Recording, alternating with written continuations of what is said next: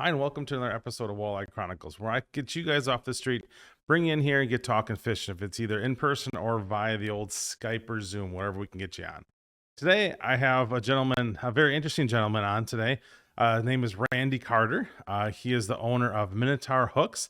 He's also, if you're unsure about who he is, his name on TikTok is the Hook Daddy, and his videos do represent a Hook Daddy for sure. Randy, how you doing today? I'm doing great, brother. How you guys? Awesome. So I came across you with some of your videos in the past, and they kind of stick out a little bit. I bet they do. You are the first person I've ever seen lick a catfish from tail to head. That's just the public videos. I've done some stuff. So Awesome. Well, let's get started and talk a little bit about your history of fishing. Where'd you grow up? so I am in North Carolina. Been here my whole life. Started fishing at the coast. Fell in love with saltwater. Moved back to Raleigh, Durham area where I reside now, and pretty much mainly fish lakes and rivers at this point. So. So when you're growing up fishing, what's your first memory of fishing? What was the first? Was it on the coast, or were you on boats, or Yeah, kind of how was that for you? I have a scar under my eye. I snuck off with a wino at the beach, and I got a hook stuck in my face when I was like 6 years old, 5 years old. So that's probably my first memory. So what were you fishing for that day? We were on the beach. I couldn't even tell you. So when you were a kid, was it every waking moment you had to be someplace in the water to do fishing, or how'd that go for you? As far as fishing, no, just I was always on the water doing something though. Whether I was fishing, swimming, whatever. So what's it like? So we're up here, we're obviously landlocked and ocean. What's it like growing up fishing on the ocean? Do you guys get out? Is that a surf casting or that kind of stuff, or harbors? We have you. Oh yeah, we have the. You can normally fish pretty comfortably, um, in the breakers and stuff like that. Now, when you get out further, obviously you need to rent a boat or whatever. But um, yeah, I mean, we sharks. Let's see, what else do we normally target out there? Sharks and like the mackerels and Spanish. They run right there pretty good. And like I said, normally everybody can fish like that little area, but if you're gonna really get serious, you need the right boat to go out further. So I suppose. So was it just you and buddies as your kid, or how? Tell me about those experiences. Tell me about one of those experiences as a young kid fishing down there. mostly family. My uncle, my both my uncles are real big into fishing. My one uncle that we still go pretty regularly. He has a sea hunt. We go out about 30 miles out and we fish. So Nice. Those are long drives in the morning. absolutely. That's cool. So you also fish catfish, right? So you're inland. So when did you start getting in? Is there a lot of lakes in that area, or what's the fishing type for inland waters? Yeah, so I'm centralized in North Carolina, and about an hour north of me is Kerr Lake, Bugs Island, which is home of the world record catfish. And that's mainly where I fish now. That Roanoke Rapids, Lake Gaston, Tar River, Noose River, those places. Tyler Barnes, if y'all are familiar with him, he fishes the Noose and the Cape Fear. We all fished about the same areas. So So what's it about catfishing that just makes you got to do it this is every what day? I will relate catfish. If anybody loves the catfish, catfishing is somewhat like shark fishing. If you can't shark fish, it's a good sized strong fish that hits pretty good. You get a good takedown. I mean, it'll never compare to shark fishing. Don't get me wrong, but if you can't shark fish, go catfish. It's the closest thing you're gonna get to it. So What do you have down? What do you have down there for catfish? You have just channels and blues, flatheads. What's your kind of species down there? yeah, our channels are not that big. I think our state record is like 27 pounds. Really? Yeah, it's not that big, but our blue record is 127. I think the flathead is like 78. So we got some good sized fish down here. Heck yeah. Have you tipped the triple weights there? Have you Sorry, got one over 100 pounds? Sorry, have you got one over 100 pounds yet? Me personally, no. I'm right around 80. Only around 80. Yeah, my PB is 80. Nice. Have you been in the boat when one of those big pigs have been caught? Have you been in the boat with one of those big 100-pounders have been caught? Hello? Can you guys hear me? Yep, I got you there. Have you been around when one of those big boys have been caught in the boat? One big 100-pounders? Cut out. I'm trying to reconnect. No problem.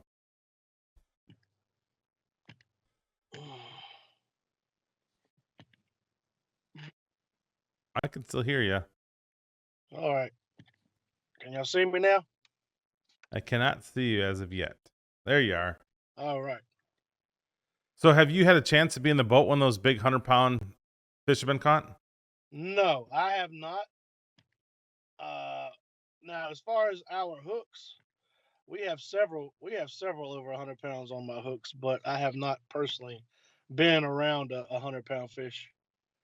So you started a company, Minotaur, right? Minotaur hooks. Minotaur hooks, yep. So what made you want to start doing that? So I love this question, and I'm always honest about it. So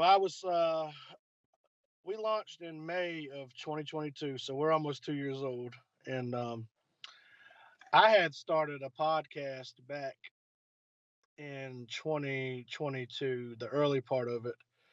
I think I was 2 or 3 episodes in, and my third episode, I had someone on, and I decided I was gonna go live with them and drink in the boat and interview them. Well, one drink turned into 2, turned into 20, and I ended up actually doing some crazy stuff on that live.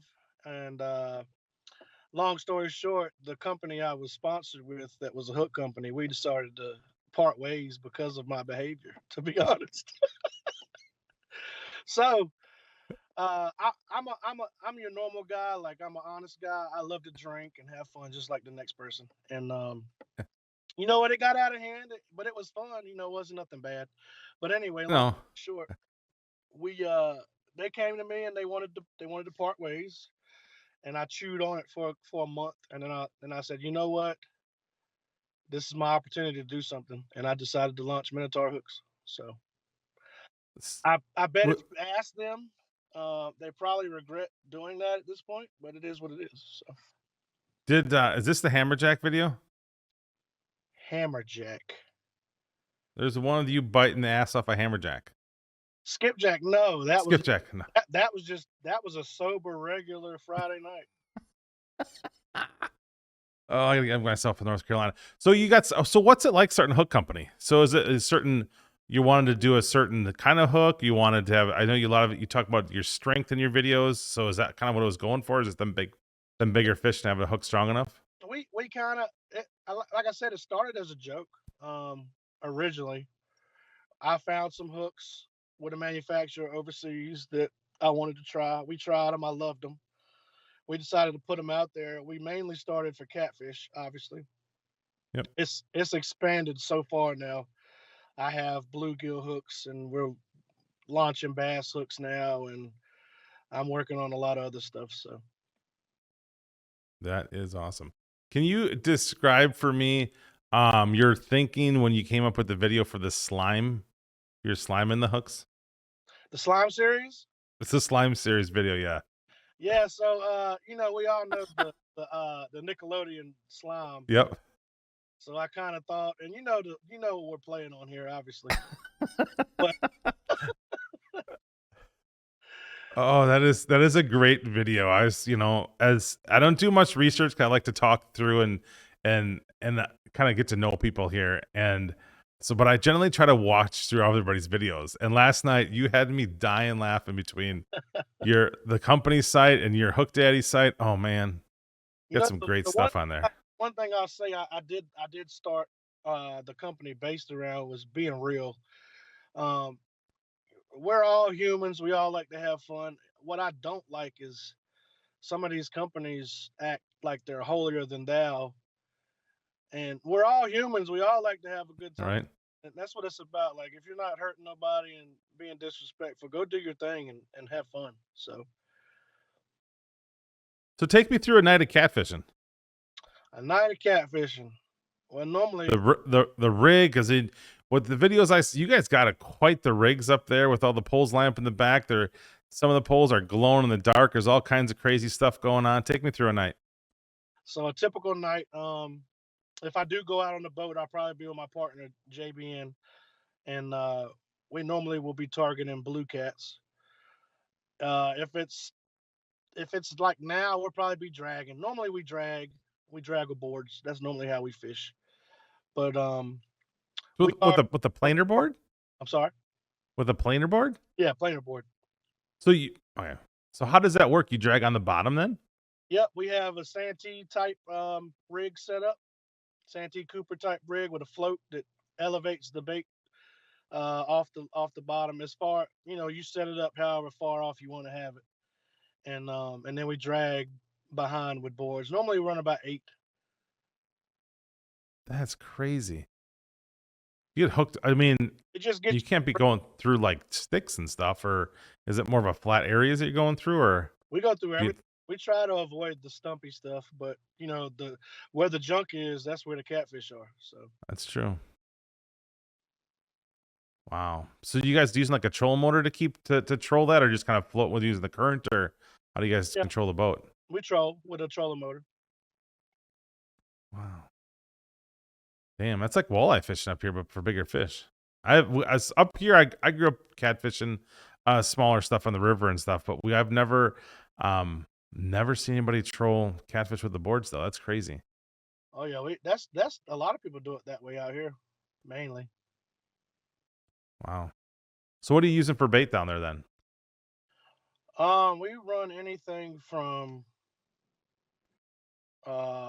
let's see, mainly we run fresh shad if we can get it. That's the bait of choice. But we run bluegill, we run white perch, we run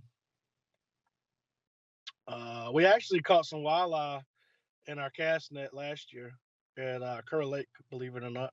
It's not very rare, but they are in there. So That's cool. What's your favorite thing to put on? The one that you're like, this is the one that's gonna work for me. I love this bait. my favorite bait is a bluegill. Um, I think it's the easiest to get.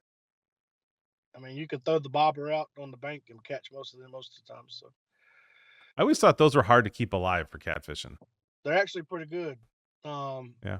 They're probably one of the more hardy baits to stay alive. Now, shad, you're not going to keep a shad alive very long. So is it all live bait or is it like cut bait, like a dead cut bait kind of thing? No, normally we use cut bait. If we're flathead fishing, we'll try and take as much live as we can. Awesome. So what's your biggest flathead? Flatheads hate me. Uh, we don't get along. I've spent several lonely nights hunting them. But I think it's like 13 pounds, something like that. Oh, okay. Yeah, You got a ways to go then. absolutely. I plan on digging deep a little bit this year and going out with some professionals as far as that's concerned. Awesome. So you also tournament fish too as well. Tell me about a catfishing tournament, what that's like. Catfish tournament, yeah, we that's really where I got heavy into it starting off. And I'll be honest, tournaments are very stressful. They take the fun out of it for me. Um, but if you really want to, it's fun if you really want to devote the time into it. As far as me though, I don't really tournament a lot anymore because I'm looking to get my content and stuff like that. It's just hard to do both. So Right? Yeah, you got to kind of focus on one or the other, and then if you're doing content, your partner's giving you the dirty eye. exactly. But we've done So well. We participated in the last 2 ice bowl tournaments out here at Kerr Lake, and we've came top 10 in both of them, which there was 230 boats last year and 230 some boats this past year. So Wow, that's crazy. So is that by total weight? it's one fish, biggest fish. Biggest fish? You keep them alive and release them again, or how does that Yep. work? You release them after you weigh them in. Yep. Damn, you guys gotta have some big ass live wells. 120 gallons, I think, on our boat. Wow, put some bodies in there. Holy mackerels. Hey listeners, let's talk outdoor streaming. What is the best outdoor streaming platform out there? Well, it's simple. It's Fixed TV. Not only do they have this great program, but they have all kinds of hunting and fishing shows along with some weaponry shows. So when you get bored and need something to do, get your fix with Fixed TV. And when you're done with that, and you have that fix to get out in the outdoors, jump on therealshot.com and get everything you need to satisfy your fix. So are they easy to keep alive? I've never tried to keep one alive before. Usually if we take them to eat them, is it easy to keep a catfish alive, or do you need a lot of circulation in there, or what do they need? Yeah, we keep they're pretty hardy for the most part, as long as it's not too hot. As long as you keep that water circulating and keep it aerated, you'll be fine. Throw some ice on them? Yeah. We have took ice and had to add it, when it's really hot. Do you do the blue juice too in there too? What's that called? Yeah, I'm talking about. I don't, but I have seen people do it. Oh, awesome. So tell me about all these different hooks you got. What's your number one seller? Why do people love them? So my number one seller is our 12-aught Big Sue. And I have a pack here. We just launched this new packaging. So this is, if you order, this is what you'll get. Nice. It's a Mylar bag that sort of represents the colors in our logo. And cool. As far as the hook, this is our number one selling hook right here. That is a big ass hook.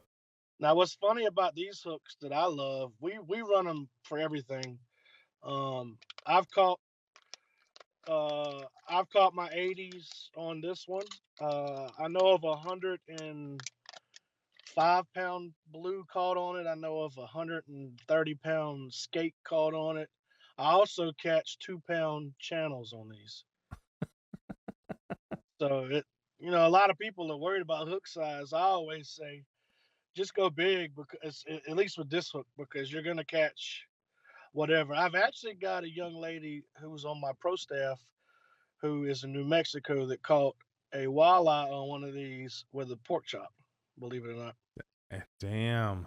So what's the difference between that style hook and like a Kaylee style hook or some of the other ones out there? So we have a Kale we offer. I personally, I'll sell them all day, but I don't run them. No. It's the more of a style you set yourself rather than reel down. I just haven't had luck with those, but a lot of people love them, especially for flatheads. Yeah, as I was a kid, that's what we my father did. We grew up catching catfish in our flatheads, and we always had Kaylee hooks were pretty standard procedure for us. We offer several. I have a 14-aught. It's more of a double action Kale. It's not a traditional Kale, but it's a beast of a hook. Right.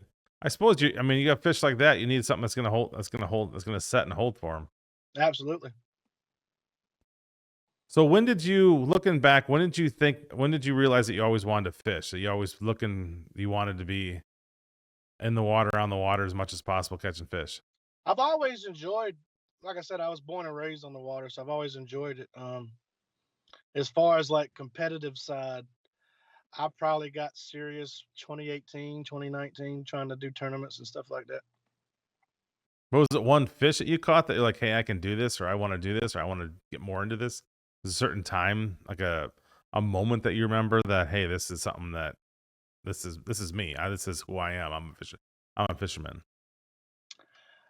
Not really, because being around here, we're all fishermen. I mean, honestly, most of us. So it's kind of second nature. It's just always what I've known, to be honest. I gotcha. So do you shore fit? You out of Wisconsin? What's that? Where are you guys located? I'm currently sitting in Appleton, Wisconsin, which is right smack dab in between Green Bay and Milwaukee. Okay. So I we see grew up. a lot of bush light on your videos. That's good. Yeah, I mean we're all we know up here. I mean you're fishing, you're outdoors. We're smaller cities. Yeah, Milwaukee may be part of our state, but a lot of us are we grew up small little towns and fishing and hunting for every weekend pretty much. That's kind of how we are. It's what you do when you're bored, right? Right? And then you get crazy and you start doing it even when you're not bored and you put yourself through it nonstop, snow, rain, sleet, whatever. Absolutely. You guys are hardcore with that snow up there. Y'all are better than me. I wouldn't be out in it, to be honest. But that's kind of like, you guys have heat too. We don't like when it gets warm out here. We, in August up here, we kind of just bail out and stop fishing, and just go right to the sandbars for the day. Oh yeah, we do that too. So, what, so you shore fish too as well? Yeah, we do. So what do you primarily do, on the boat or on the shore, or what do you prefer? I prefer the boat. I just think you can get to areas you can't access on the bank, and um, like I said, my target way to fish is dragon boards. So some people think it's more work than bank fishing. I don't think so. Once you set up and you're dragging, long as the wind's not crazy, to me it's easier. You're moving around, you cover more water, you have more opportunities to find more fish. So are you looking for them on electronics too, or how do you find these fish, or just obviously there's local knowledge, but I mean, So are you watching side scan or live scope? yeah, normally we'll do it two ways. We'll come in and we'll go target fish we see, or if we don't see fish, we'll target bait and we'll drag through bait because 9 times out of 10 the catfish are hiding somewhere where the bait are. So Makes sense. Hmm. So if you're on the boat, you're out dragging, are you using regular boards like offshore tackle boards, or is there boards that are kind of made more for you guys, or that equipment, what are you guys kind of using that way? so we run a fat rooster board is what is my favorite board to run. I've run most of the boards on the market. Fat rooster to me, it's just built better with the weight. It's weight wise and stuff to handle some of the waves that you may deal with in current, and it's just easier to reel in once you do get a fish. So are they clip-ons, or I got to unclip everything and all that kind of stuff, or is it fall back, or is it kind of like you snap it back and it goes back with the fish? It's got they do unclip real easy. They come with one of those Scotty red clips that just pop in and off of your line. I gotcha. So night or day, what's your preference? It really depends on the time of year. Obviously, when it's hot, I would rather fish during the night because it's hot.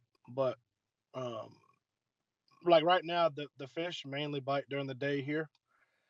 But in the 2 months, they're going to be biting at night for probably 3 months. So So is that as the heat's up, they kind of get more nocturnal as I believe, well?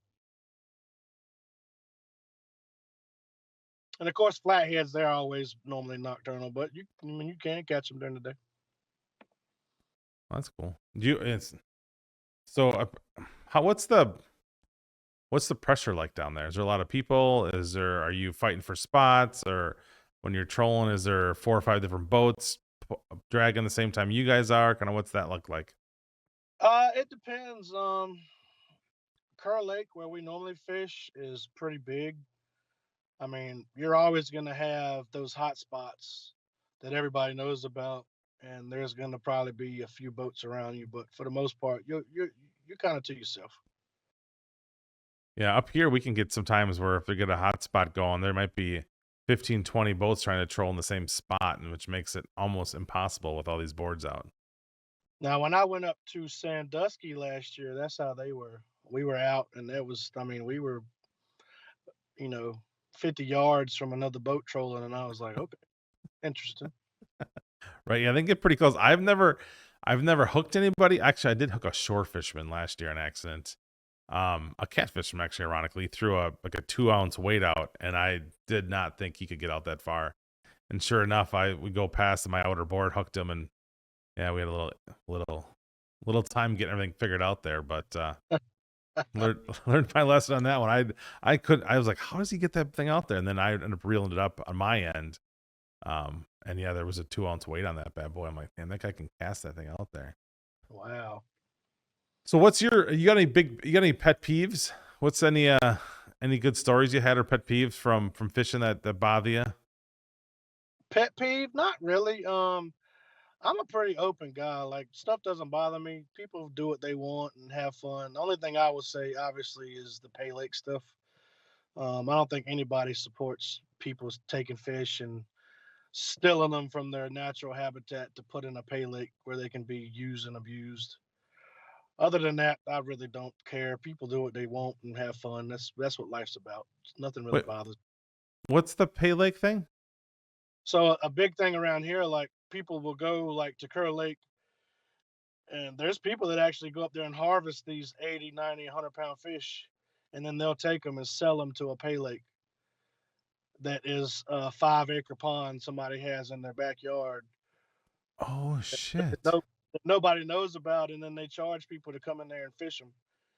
And Oh damn! So it's kind of like hunting a reserve in a way, but they're stealing the deer from the free.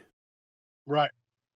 I've never heard of such a thing. That's crazy. We have smaller lakes up here, but I don't know of anyone that a lot of people, I suppose a lot of people are probably getting their fish from someplace, but they don't charge that people go fish on them. That's different. Oh yeah, it's the whole thing. I mean, I've even had I've heard stories of like several 100-pounders in some of these places. It's crazy. Wow. So that's their draw is come here, get a chance to catch a 150-pound blue cat. Pretty much, pay $50, you get in, drink, have fun, do what you want, and you could catch a 100-pound fish. Well, the drink and have fun part's kind of cool, but right. so what's your snackies on a boat? What do you take with you on your boat? We all have, especially now that you're a troller, you're trolling. You're just kind of like every walleye fisherman out there. What's your snackies you got to have? Well, if my lady ain't on there, that's my main snack. But no, for real. So I've traveled the energy drink market a lot. I'm actually testing these out right now, Alani. I did C4 for a while. Yep. C4 is great, except I want to fight people when I drink it because I get so jacked up. So Alani has the same niacin in it that C4 has, just a whole lot less. So it seems to jack me up, but not to the point of where I'm going to commit fraud or something or assault. But that's fair. Snack wise, man, I love Star Crunch. That's like our thing when we're on the boat. Jesus, yeah. You put that, especially in the summertime, you throw that sucker in the cooler with the ice, and it gets hard, and then you can't. No, there's nothing like a good Star Crunch. I had a friend growing up that loved to have Star Crunch with him. I stick with the pretzels generally, especially now with the dots. Have the dots out. I always have to have a bag of dots. Pretzels are fire too. Absolutely. Definitely have to have the dots in the boat. Other than that, I mean, Star Crunch. That's a good one. It's a very good one. Any other?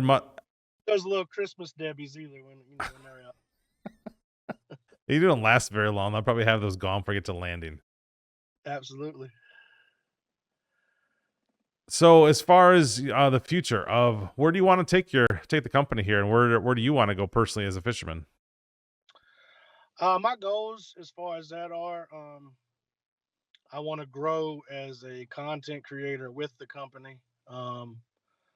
I have a 2-year plan, hopefully, that I'll be full time doing content and stuff like that with the company. We did a big goal as far as TikTok last year, and we're still pretty heavily on that goal, partnering with the right people, Yep. the right creators. and just expanding the brand that way. So Do you see a correlation between a good video and sales? yes, absolutely.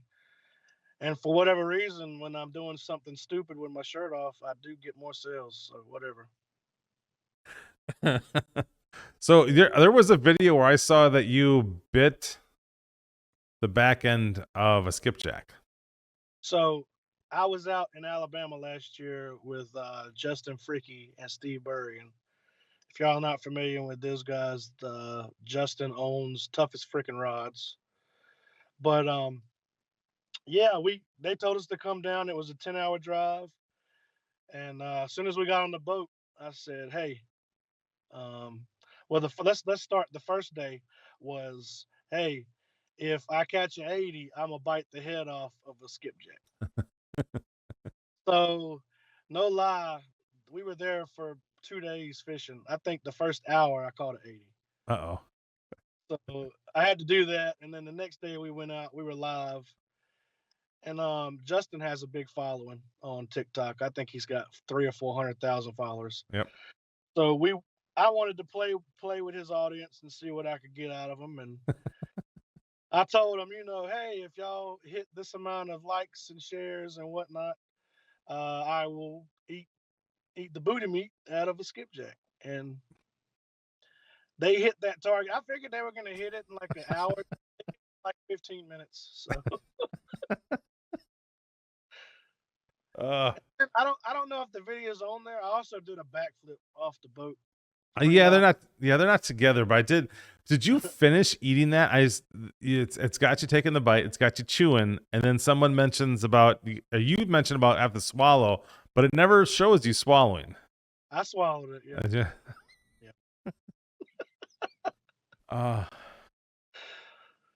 But that's what's fishing. The funny part though, that's kind of what fishing's about, though. I mean, just a bunch of boys in the boat having a drink, having some pops, whatever, and just egging each other on, just catching fish. That's all it is. That's like I said, that's really the main thing. All these companies, I love them, but a lot of them they're not real. And I wanted to start Minotaur based on hanging out with the guys, having a good time, and showcasing what you really do. You ain't got to act like you're better than nobody else and you don't do this stuff. We all do this stuff. Right. As long as you ain't breaking no laws, go have fun, man. Right. So what's the craziest fishing story you've been a part of? I don't know. I know last year I got hit in the face with a 4-ounce cannonball. That was bad. Did you get knocked out? No, but I do have a scar right here. It hit me right there, and it was nobody's fault. I was reeling in rods. We had a hang up. I was in the wrong place at the wrong time, really. So it is what it is. The best part about fishing stories is generally there's a mark left over after them. Oh, absolutely. I'm just glad it kind of caught mostly in my beard, so nobody will really see it. So what's that like, Cass? Is for everybody that lives up here, we don't use 4 ounce for anything really, unless if we're using a downrigger. What is it like casting a 4 ounce a weight out?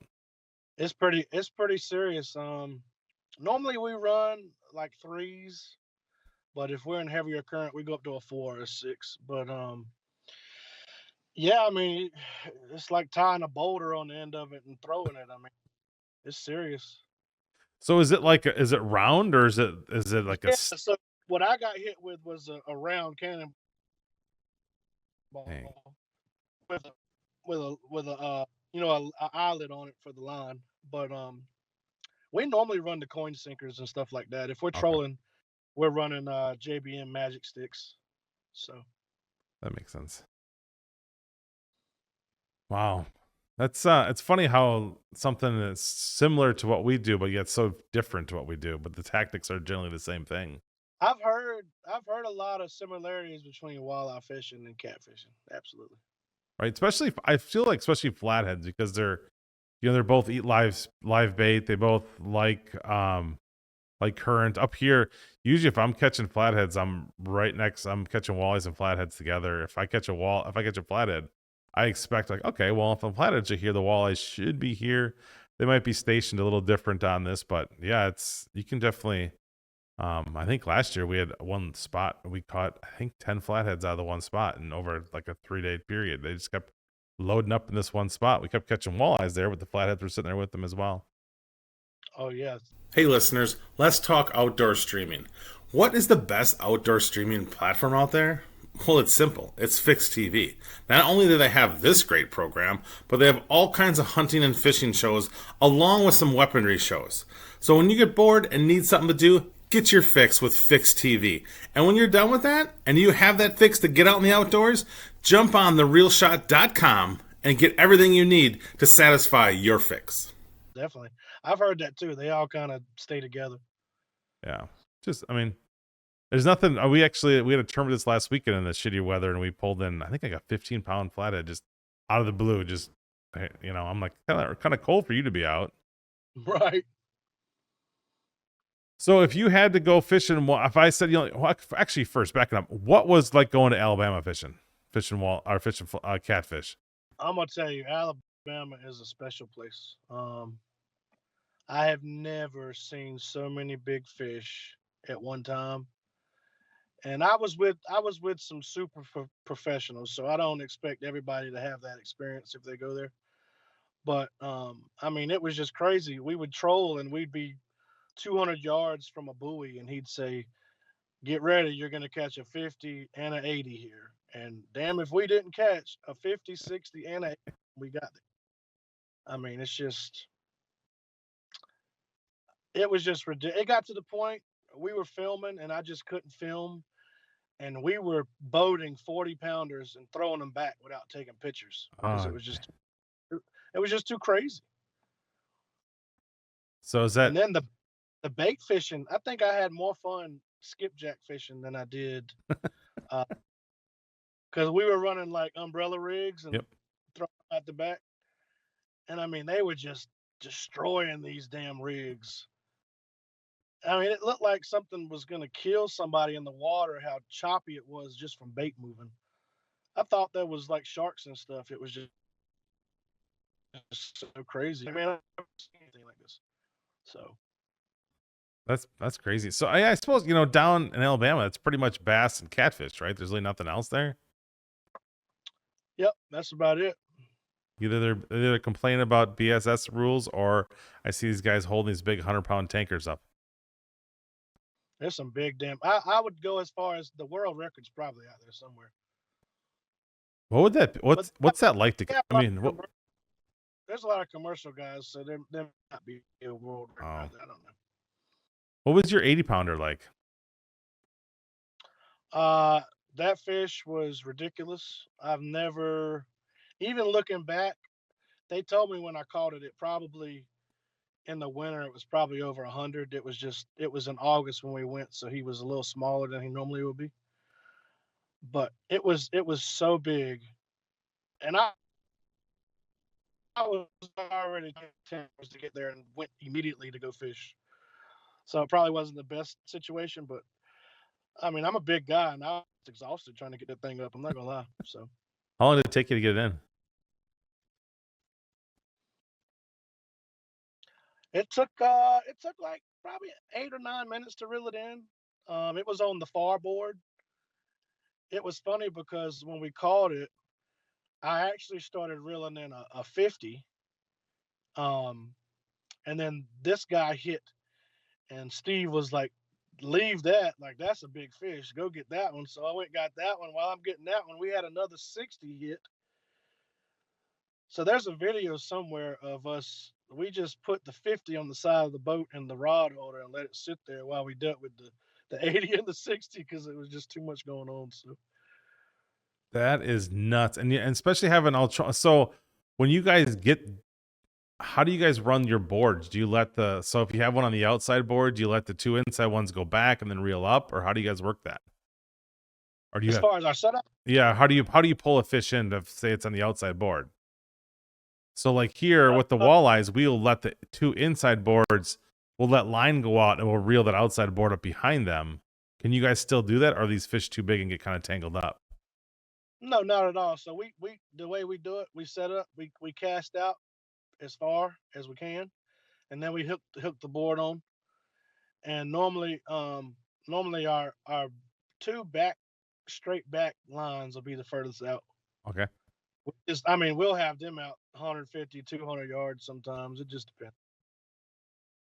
I've noticed personally, the further out they are, to me, the better the bite is. I don't know if the fish are less pressured, what the reason is, but Oh, I've always bigger fish on the further out.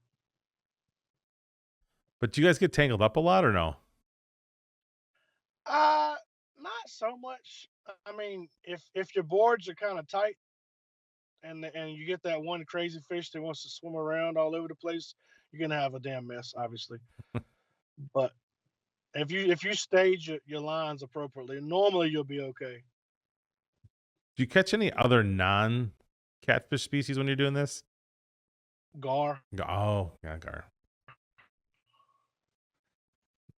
Huh. I got a 4 foot gar last year when I was flathead fishing. Wow. So what's I couldn't. But I tried to get him up. He came off the hook at the boat. I couldn't get a picture or anything. But what's your top spot you want to go to? What's one trip that you're looking forward to have in the future? Bucket list. trip looking forward to. I want to spend a lot of time in Tennessee this year. Um, that there's a lot of big fish in Tennessee. I'd love to go back to Alabama for a week, maybe if I can. Anywhere I haven't been, I would really like to go to Florida and start getting into some Gulf fishing. Um, Catfishing is great. I love it, but nothing compares to saltwater. Especially if you get out with the right people and you're catching like tuna and stuff and Oh yeah. marlin. I mean, you'll chase that high forever.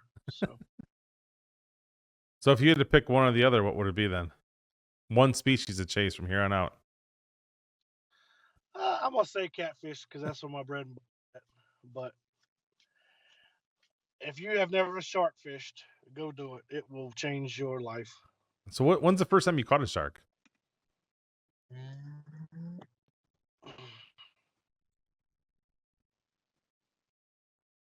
When's the first time you caught? When's the first time you caught a shark? First time I caught a shark, probably 12, 15 years ago. We always fish on the shoreline, and you never know what you're gonna get out there. It was a smaller one. I think the biggest shark I've gotten is like 4.5 foot, 5 foot. I actually a couple years ago I took some planer boards out and put a live spot and drug 2 boards out the back and caught a shark on the boards. So that you never know till you try. So Right. Okay. Well, I got one last question for you, and we'll get you out of here. Is if you only had one place to fit, you only go fishing one more time. And I'm taking all your stuff away one more time. Who you taking? Where you going? What you fishing for? I'm going to Alabama. I'm taking my buddy JBN, and me and Steve and JBN are gonna hit it hard, and we're gonna chase catfish Aw, one last time. awesome. Well, I hope everything goes well for you with the hook thing. It looks pretty awesome. Is there other things like the slime? Is there slime hooks out there, and what made you kind of start doing those things? The live Yeah, live bait. yeah. So the your slime hooks, the slimers. What I think what made you want to do that? so. It's funny. Everybody wants to have colorful rods nowadays. I am partnered with Mad Cats. Matt Knight is a very good friend of mine. I have been with him since he launched pretty much in 2020. And he kind of took the market over as far as colorful rods. Um, and I said to myself, well, if people want colorful rods and they want colorful dragon weights and colorful line, why the hell don't they want a colorful hook? I Right. mean, So we kind of tried it and it worked great. And now we're dealing with the manufacturer. I was doing all that stuff myself, and it was just too time consuming. So now we're having a manufacturer do all that. I gotcha. Well, if you're looking to get some awesome catfishing hooks, check out Minotaur hooks. They're pretty big and they're pretty awesome looking. And if you're looking for some great content, check out that same channel at Minotaur Hooks, and check out Hook Daddy, because his stuff's pretty legit. You always get a great laugh from him. You're gonna learn something. And if you're looking to be on an episode of Walleye Chronicles, hit me up on my socials on Smilin' Fish or Matt Snell on everything else. And remember, there's 2 things you can do every day to make someone's life good. 1 is take them fishing, and 2, give them a smile. Thanks a lot.